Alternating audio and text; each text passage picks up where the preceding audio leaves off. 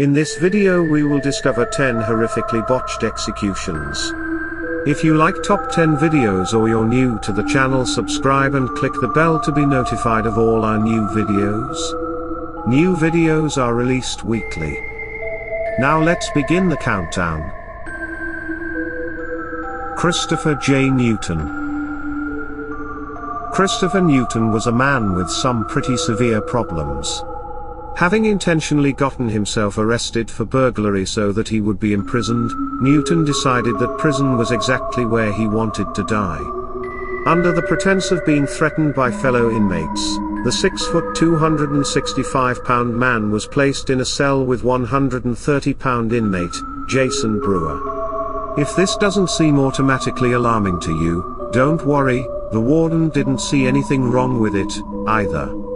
After getting his way, Newton would enact the first part of his plan by brutally murdering his new cellmate, after the man kept giving up during chess games. It seems petty, but when all you have in life are chess and seductive photographs of Macaulay Culkin, your mind begins to do strange things. Regardless of his true motives for the murder, Newton was unsurprisingly placed on death row to be executed by lethal injection. When the time came, though, not quite everything went to plan. First off, it took about an hour and a half to find a suitable vein in which to administer the cocktail of chemicals due to his weight. During this time, he was stabbed a minimum of 10 times with needles, and was even permitted a bathroom break because of the sheer amount of time taken. Finally, when the needle was properly inserted, witnesses report that Newton's stomach heaved, his chin and mouth twitched, and he suffered at least 2 mild convulsions on the gurney, all of which should have been impossible if the injection was administered properly. Further adding to the debacle, it took Newton a full 16 minutes from the time the drugs began flowing to the time he was declared dead. That's about double the time it normally takes for lethal injections to kill the condemned. Brian Steckel. Brian Steckel might as well be synonymous with being a despicable human worthy only of death. Given the nature of his crime, it's difficult to find a valid reason for keeping him alive. However, capital punishment is intended to be humane, something it was not in his case. It began when Steckel knocked on 29-year-old Sandra Lee Long's door and asked to use her phone.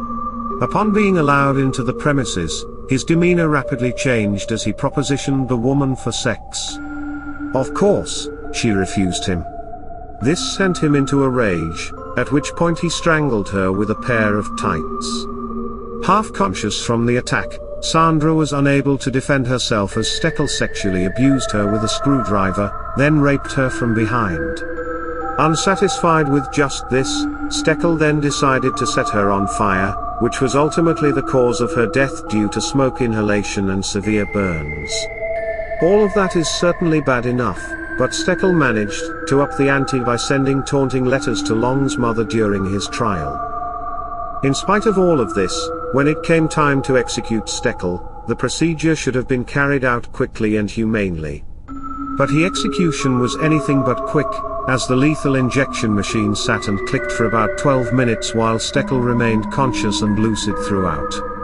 Determining that the main 4 line was blocked, the machine was switched to the backup line, though the sedative drug was not administered, and Steckel continued to stay conscious as the paralytic pancuronium bromide took effect. The heart-stopping potassium chloride was then injected, excruciatingly killing Steckel with a sensation described as having your veins set on fire, all while he was unable to move or react to indicate the kind of pain he was experiencing. A fitting end for one so fond of murder by fire, I suppose. William Kemler. In 1890, William Kemler was convicted of violently murdering his common-law wife with a hatchet and sentenced to death via electric chair. What makes this special is that William was to be the very first man in the world to die in this manner, so of course nothing would go wrong. Placing a childlike trust in his soon-to-be executioners, Kemler did what he could in order to assuage their nervousness. Yes. Their nervousness? this including assisting in his own restraint and offering some words of encouragement to the warden and his deputy. "Take your time, don't be in a hurry. Do it well, be sure everything is all right," he said. "It won't hurt you, Bill," the warden replied, "I'll be with you all the time." The warden probably believed his own words as much as his prisoner did, but this was 1890, and they were attempting to painlessly kill a man using electricity. But it worked well enough on their equine test subject, they reasoned, so how could it not succeed on a much smaller man? Upon finishing up with the preparations to begin the execution, the warden gave the signal to flip the switch and was obliged almost instantly. Kemler's body became rigid with the current flowing through it, and by the end of the 10-second mark, everything seemed to have gone according to plan. Kemler was declared dead. As the warden and doctors started to wrap up the execution with a businesslike discussion about the preceding events, one of the doctors noticed a cut on Kemler's hand that was caused by a piece of the equipment rubbing against it. The wound, by all appearances pretty inconsequential, happened to be bleeding, strongly indicating that William was still alive. The warden, panicked by the apparent blunder, quickly ordered the current to be restarted in order to finish the job. By this point, fluid seeped from Kemler's mouth and ran down his beard as he began to groan repeatedly and increasingly loudly. It was clear that the condemned man was beginning to regain consciousness, which caused even seasoned doctors to turn their heads and pale. At last, after what seemed like ages to all those involved, the electricity was restarted and Kemler once again convulsed, ceasing the noise coming from his lips. It was almost a relief to watch as the man died, but then came a sickening sizzling sound from the chair, as if meat was being cooked upon it, followed by a billow of smoke that filled the room with the odor of burning hair. And it's with these mental images that we can best remember the advent of the electric chair, a horrifying spectacle that went on to become one of America's most commonly practiced methods of humane execution. Jimmy Lee Gray.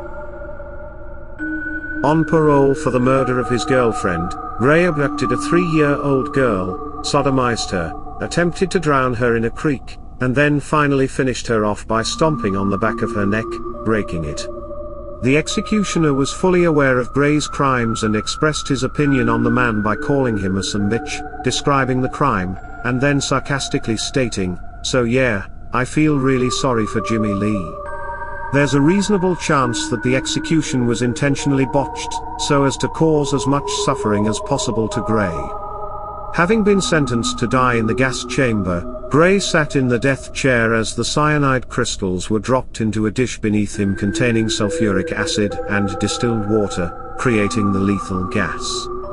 As the gas reached his lungs, he began to choke and gag for about 8 minutes, to the horror of the witnesses. After this initial horror show, Gray's unrestrained head began to smash into a steel pole placed directly behind the death chair. This was enough for the warden, so he prematurely cleared the witness room to spare them having to watch the gruesome display of a suffocating man slamming his skull against the hardest object in the vicinity. Witnesses reportedly counted 11 groans from the dying man before being mercifully ushered out of viewing range.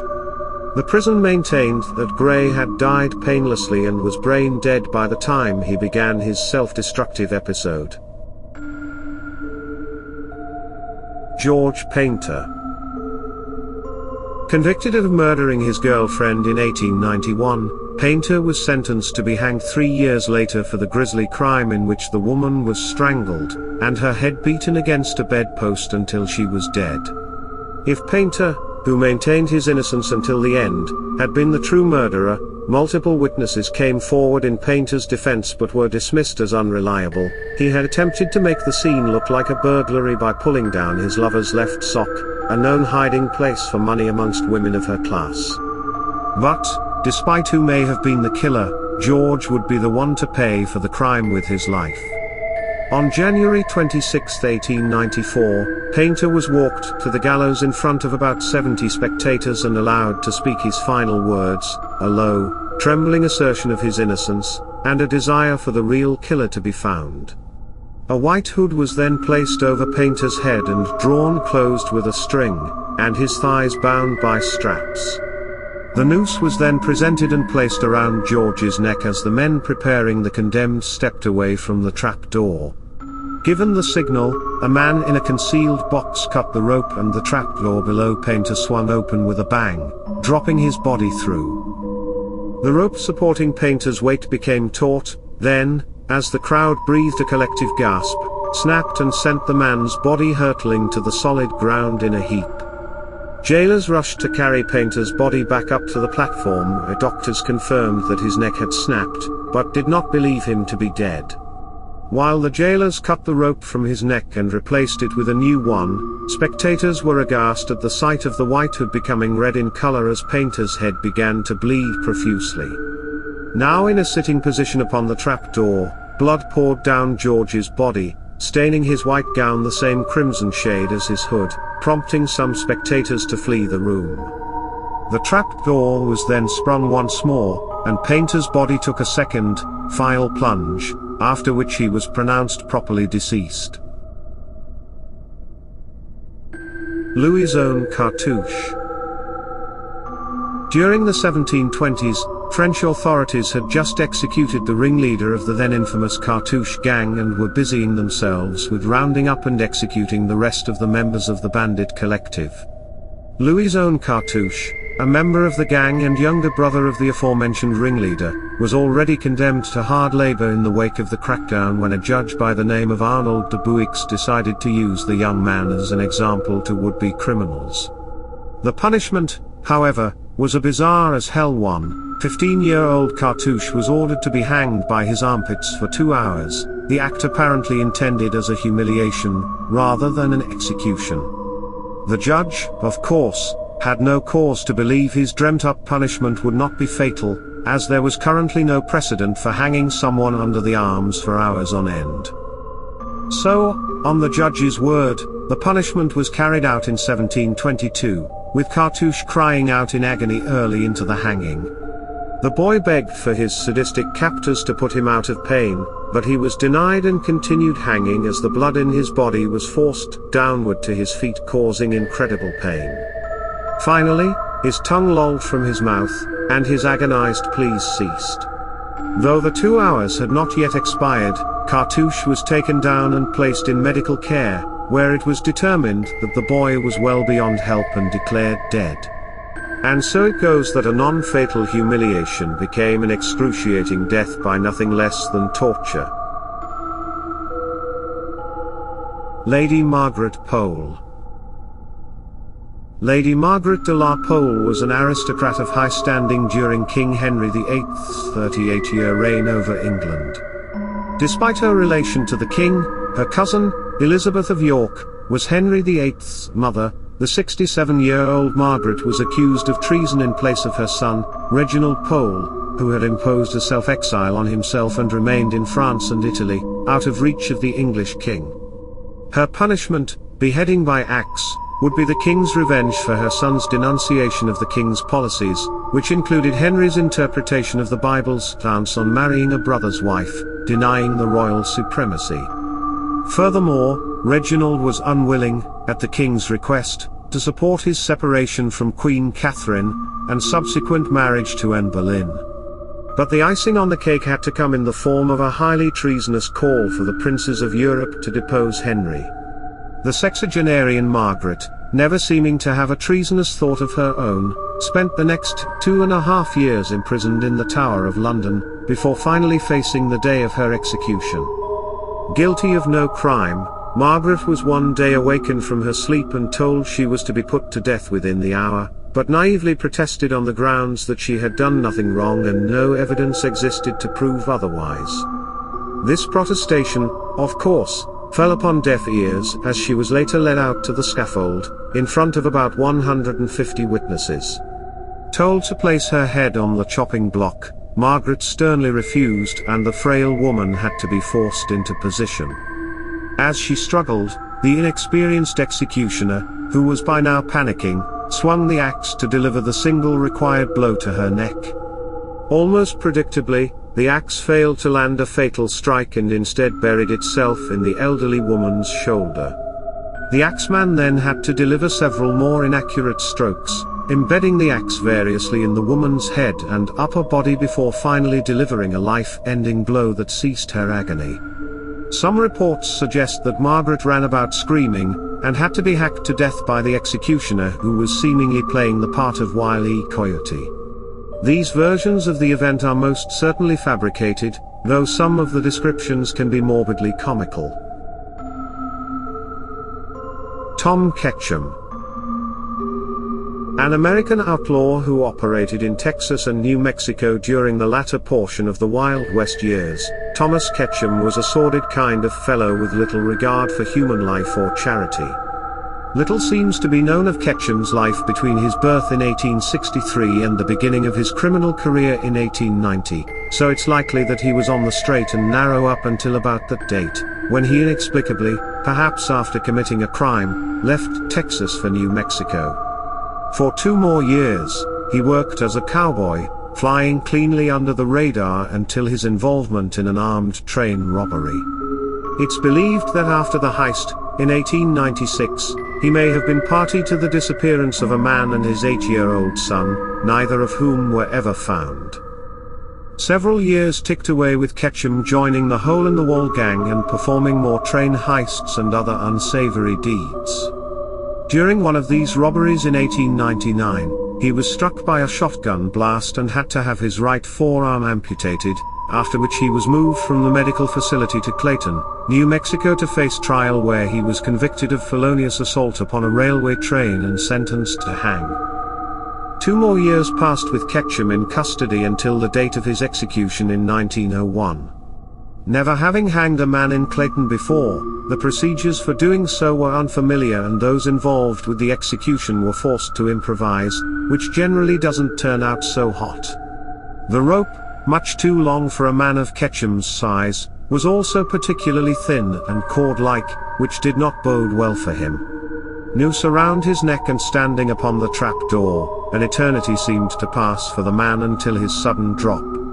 The rope went taut, and to the horror of the large crowd of witnesses, reporters, and gawkers, Kochum's body plummeted directly into the ground. Not to worry, though, the execution was a success with his head being torn clean off of his shoulders, prompting an eruption of blood from the corpse's neck. To this day, postcards are sold in Clayton depicting the gruesome aftermath of the bungled hanging, which pretty much seems to be the town's only claim to fame. Wallace Wilkinson. Wallace Wilkinson was born in 1834 in Quincy, Illinois, before moving to Utah, with his family at the age of 8. At 17 he worked as a stockman and repeatedly enlisted in the military, one time serving as a drummer in San Francisco. Around 1877, he found himself frequenting a nearby saloon that was tended by a man named William Baxter, who once had to break up a conflict between Wilkinson and another patron by using a revolver to settle them down. As luck would have it, that same year fate conspired against Baxter when he wound up running into Wilkinson at another saloon and the two decided to play a game of cribbage for money. As with most stories about card playing in the 1800s, this one also took a turn for the worse with accusations of cheating. Baxter attempted to back out of the argument, but Wilkinson was having none of it and planted a bullet in the man's forehead, then his temple. It later turned out that Baxter was unarmed at the time and Wilkinson was tried and convicted for premeditated murder. The execution date was set for later that same year, and Wilkinson chose his method of death to be execution via firing squad, rather than the alternative options of being hanged or decapitated. On the day of his death, Wilkinson was permitted to spend his remaining hours with his wife, during which time he must have gotten his hands on some alcohol, according to witnesses who saw him in his final moments. When he was at last taken from his cell, Wilkinson was dressed in black with a white felt hat and a cigar that he kept during the execution. The condemned man was then seated on a chair about 30 feet from the shooters as a blindfold was prepared for him. Wilkinson, however, declined to wear the blindfold, stating, "I give you my word, I intend to die like a man," looking my executioners right in the eye. Restraints, too, were eschewed at the word of the prisoner as a small white square was pinned over the man's heart by a marshal. Wilkinson took a deep breath and drew himself up straight in the chair in anticipation of the volley. This action, unbeknownst to Wallace, moved the target several inches upward as the executioners fired their salvo at him. One bullet shattered his left arm, while the rest punched into his torso, failing to instantly kill the man. Wilkinson, meanwhile, leapt from the chair and hit the ground screaming, "Oh my God! My God! They have missed." For doctors rushed to him amidst concerns that the executioners might have to shoot him again, but the worries were unfounded. Wilkinson bled out from his wounds just 27 minutes after receiving them. Ginga Ul Suan. A mouthful, and certainly difficult to type, Ginga Ul Suan was a former domestic for a Bangkok family. Using her familiarity and the trust established with the family that once employed her, she picked up their 6-year-old boy from school and personally delivered him to a Thai kidnap gang, who then demanded a ransom from the child's parents. The parents complied, following the plan to hurl the money out of a moving train and close to a designated flag.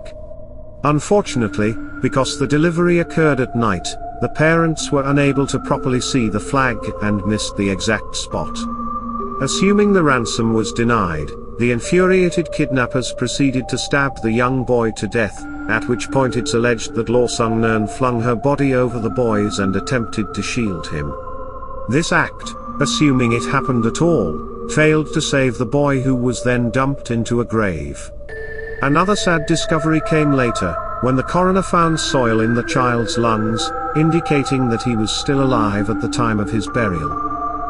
For her role in the boy's murder, Ul Suan was sentenced to death by shooting, an execution in which the condemned was tied to a wooden cross, with their hands bound in a praying position and their bodies facing a wall. Behind them, a screen was set up in which a target was drawn, indicating where the heart was. The executioner remained behind this screen, unable to see the prisoner's body, and operated a mounted automatic rifle which would deliver 15 or so bullets to the vicinity of the heart. The sheer amount of bullets striking such a vital region would typically ensure that death came instantly, provided the target did not struggle too much. On the day of her death, January 13, 1979, Ul Suan succumbed to repeated fainting spells, and had trouble standing under her own power. The escorts had to keep reviving her with smelling salts as they approached the execution room while she continued to maintain her innocence in the boy's murder. "I didn't do it, I didn't kill the boy," she begged.